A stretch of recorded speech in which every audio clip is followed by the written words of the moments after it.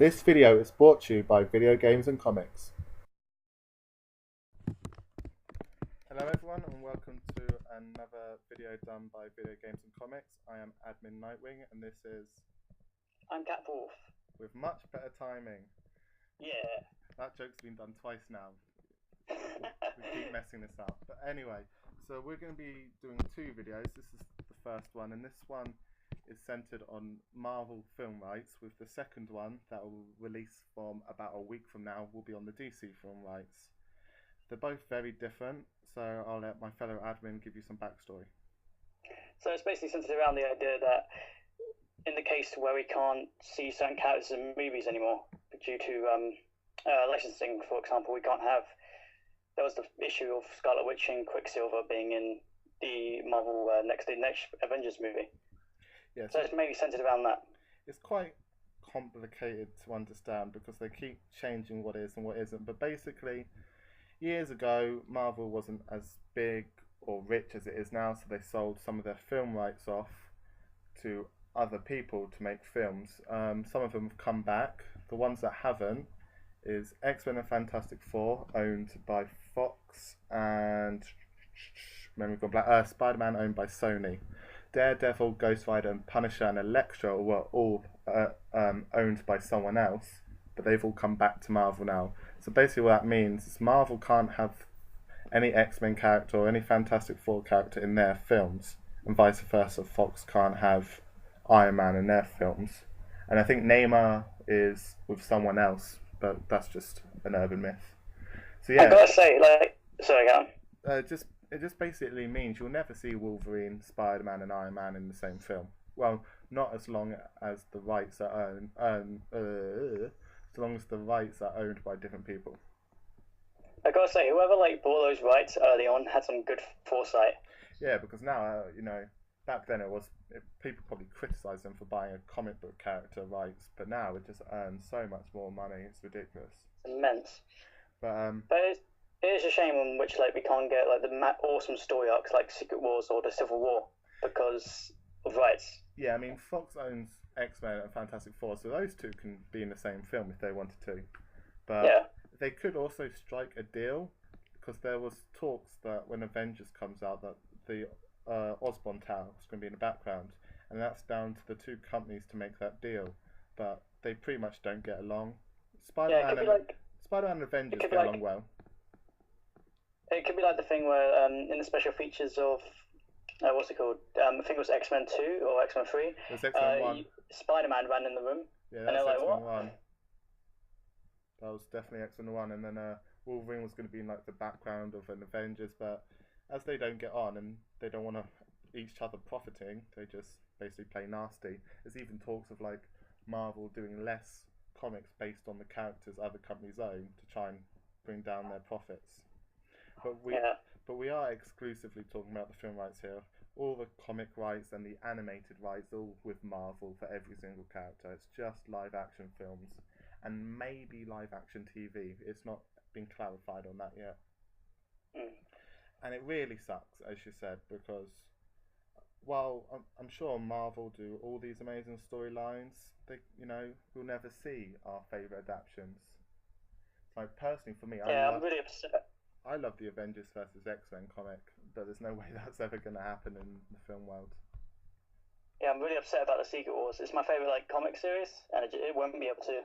I'll probably never see it in movie form. I think it's written different for each contract, but the way they've made it sound is if they don't make a film, and I'm talking about Sony and Fox, if they don't make a film using those characters, I think it's for 10 years. Then they go back to Marvel, because that's what's happened with Daredevil, because they made that film and it was terrible, and Batfleck was depressed, and the rights went all the way back to Marvel. So unless Fox and Sony don't do a film for another 10 years, we'll never see them again. Because let's face it, we've got X-Force, Wolverine 3, and X-Men Apocalypse in the works. That's 3 films spread over 5 or 6 years, and then we all know with Spider-Man they're currently doing spin-offs and reboots galore. Yeah, do you think so when they own Spider-Man, do they own everything around that character? Yeah, so it's everything related to Spider-Man. So they've got That Venom, sucks. Norman Osborn. That's why if you watch Iron Man 3, War Machine has an armor which they refer to as the Iron Patriot armor, sorry. But really, from the comics, that is an armor Norman Osborn wears when he leads Dark Avengers. I was gonna say because like imagine if imagine instead of having Spidey they put Ben Riley in there. But I really love Ben Riley, but they'll never do that. Uh, But but then there's exceptions to the rule, which you mentioned earlier, which is Quicksilver and Scarlet Witch, and the way that works is it's really complicated. I'm just trying to remember off the top of my head, but it's something on the lines that spoiler alert, Quicksilver and Scarlet Witch's dad's Magneto, and they're mutants. So that makes them X-Men characters. Yet their first appearance and the first comic they were ever in was Avengers comics. So it makes this kind of awkward thing where Fox can use them and so can Marvel, but they have limitations. Like Fox can't mention Quicksilver and Scarlet Witch were part of the Avengers, where Marvel can't say they're mutants or they're family of Magneto. yeah, it's crazy. It's when it's small things like that. I just find it really stupid, isn't it? It now means we've got two different versions of Quicksilver and maybe two different versions of Scarlet Witch, depending if you believe that little girl in Days of Future Past was Scarlet Witch. But it just sucks because if you really like the Quicksilver from X-Men, you're not going to see him in Avengers and vice versa. Mm. And it means they're in direct competition. You get quite confusing because I'm not going to say everyone thinks this, but most people, when they see the Marvel logo in front of a film, they just assume it's all connected, but it isn't. Yeah, that's why you get some movies that are really good and then some that are really bad. And that's why you're going to keep seeing reboots after reboots after reboots, so they can keep those rights. I wouldn't mind if they rebooted Ghost Rider. I'll be happy with that. I'll take it. Yeah, I mean Marvel has it now, so they can. I wouldn't mind seeing another go at that film, just not with Nicolas Cage. Never with Preferably. Nicolas Cage. But imagine if they did a TV series of Ghost Rider. That'd be sick.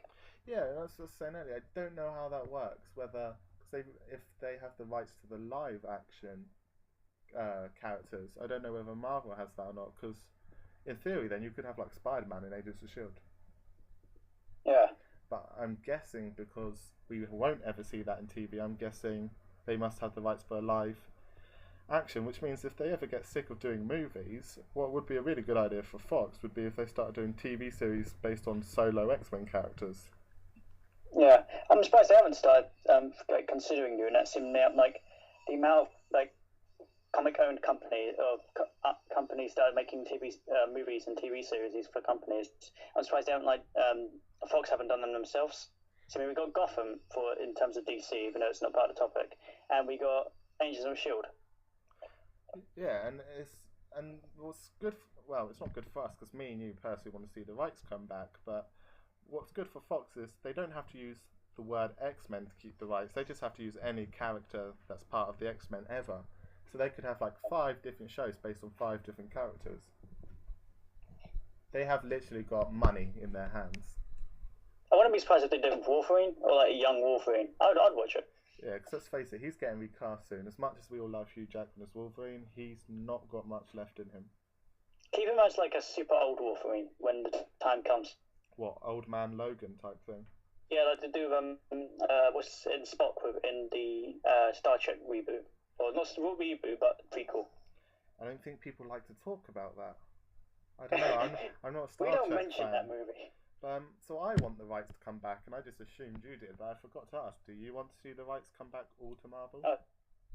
Definitely, and because like Marvel have made my favorite superhero movies so far.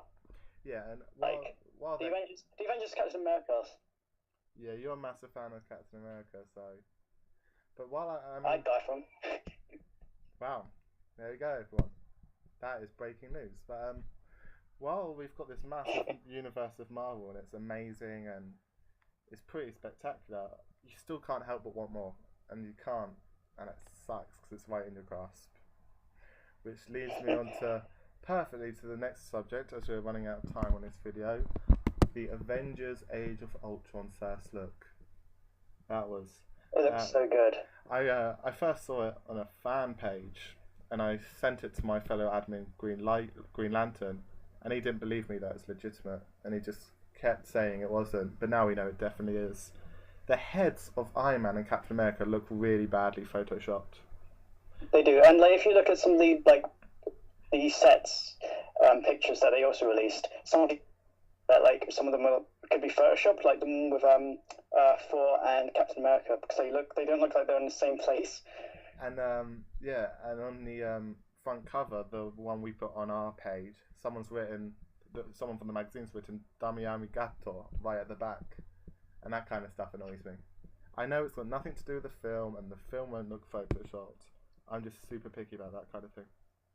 Yeah, I personally think I think it's gonna go like at first. Ultron's gonna come. He's gonna like completely destroy the Avengers. Then the Avengers will be like, "We can do it. We have more members," and then they'll win. Yeah, I mean, I'm not going to talk about the plot, which I've read the synopsis now, but I know you haven't. But it's going to be. I have read the synopsis. Okay, well, spoiler alert if you haven't. We know Stark's going to create Ultron, and then we know he's going to turn evil, which, I mean, everyone pretty much assumes, but now it's official, which I guess is why he gets back into his Iron Man suit like he is on the front cover. But I think it looks really good. I'm a die-hard Ant-Man fan, and I'm just... Ask anyone that knows me, I just go crazy over the subject. But I think Ultron looks really well done, and if anyone had to create him, it makes sense. It's Stark. I'd be pissed if they were like, "Oh, here's this random dude you've never met, but trust me, he's super intelligent and builds a super intelligent robot." That would have upset me. It would have been a good idea if they say it's Stark, but they say Stark had some help from Ant-Man. Yeah, just a quick little nod. And one of the set pictures looks like he's working with Banner, so maybe Banner will have some type of input. But I just can't wait to see that Hulkbuster versus Hulk scene. Oh, that'd be so cool. You'll be able, if you're in the cinema watching it, you'll be able to tell the fans from the normal people, because the normal people just be like, "Oh yeah, that's cool," and the fans will be having heart attacks. Too much epic. That would be great. I can't wait to see it. Which now brings me on to our last subject. And this has really been annoying me. Just ask Catbull, it's driving me crazy. There's this comic book cover of a new Avengers circling the internet, and it features an old man we've never seen before, Hulk, Thor, Falcon as Captain America, and then someone on the far left. And pretty much everyone on the internet is calling him Iron Man. And everyone's going, "Oh my god, look at that new suit." And we're not talking about the silver one, we're talking about something completely different. But if you look and you have a brain and you're not an idiot, you can tell that is clearly Havoc.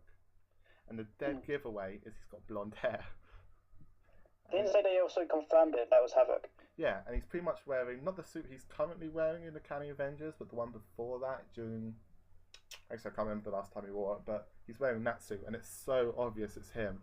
And it's been driving me crazy that everyone's like, "Oh, look at Iron Man, he's not even wearing a face mask." And I've been shouting, and I've been screaming, and it's not getting me anywhere, so I'm telling you now, don't trust anyone on the internet but this random stranger right here, because I'm telling you that's Havoc. And whoever... Go on. You called it, I mean.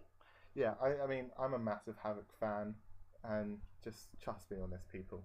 And if I'm wrong, well, I won't be. Just trust me. I think that's going to wrap up this first video. We will be talking about the DC film rights in the next one, which I plan on releasing a week from whenever you're watching this one right now. So that's going to be a little different. So for everything video games and comics related, stay tuned to our page. Bye. Bye. Thanks for watching, and please check out our Facebook page.